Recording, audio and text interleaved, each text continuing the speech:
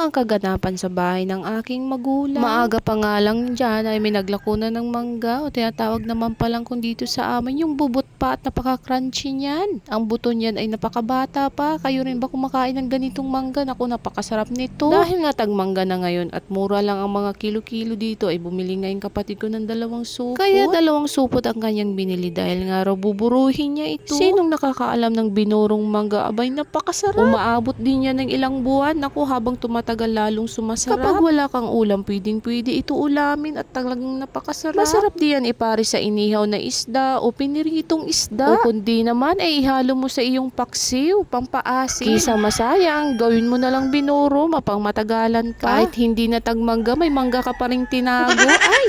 Sarap. Mindset ba? Dahil naman na lang rin natin sa ating mga kanunuan ang ganitong kaparaanan. Naalala ko pa nung nabubuhay pang aking tatay ay madalas siyang gumawa ng ganito kapag tagmangga. Kaya gumagawa pa rin kami ng ganito magpasa hanggang ngayon. At balik na nga tayo sa ginagawa ng kapatid ko. Ganito ang kaparaanan ng kanyang paggawa. Nang mahugasan niya nga ito ng maigi ay kanya na nga itong binalatan isa-isa at saka iniwa-hiwa. Pwede rin to siya mga mare na hindi na balatan. Hiwain lang sa gitna at saka alisin yung buto bago mo gawing buro. Trip lang ng kapatid ko na balatan dahil nga pinapapak niya ito. Bukas siya ng umaga ay kakainin niya na yan. Hindi na nga matatawag na buro yun dahil nga kinain niya na kaagad. Ay nako, sure na konti na lang yung matitira bukas. At balik na nga tayo ulit sa kanyang ginagawa. Pagkatapos siyang maiwa-hiwa ay kanya na nga ito nilagay sa malinis na lalagyanan. Pagkatapos yan ay nagtadtad siya ng malaking buong bawang. Pagkatapos siyang matadtad ng maliliit yung mga bawang ay nilagay niya na nga ito sa lalagyanan kung saan nakalagay yung mga hiniwa niyang mga mangga. Kasunod yan ay naglagay na rin siya ng asin at saka konting suka. At nag-add na rin siya ng paminta. Kung gaano kadami yung mangga mga mare, ganun din yung sukat ng tubig. Kailangan pantay lang sila. Dahil nga mahilig yung kapatid ko sa maanghang, kaya naglagay siya ng sili. Optional lang yan mga mare. Pwede rin namang hindi. O, tingnan nyo yung finished product. Nakakatakam. Nilagay niya lang ito sa ref mga mare. Pwede rin namang hindi dahil noong unang panahon wala namang ref, diba? Kinaumagahan nga mga mare. Yan na lang ang tira. O diba sabi ko sa inyo. Hanggang sa muli. Follow for more.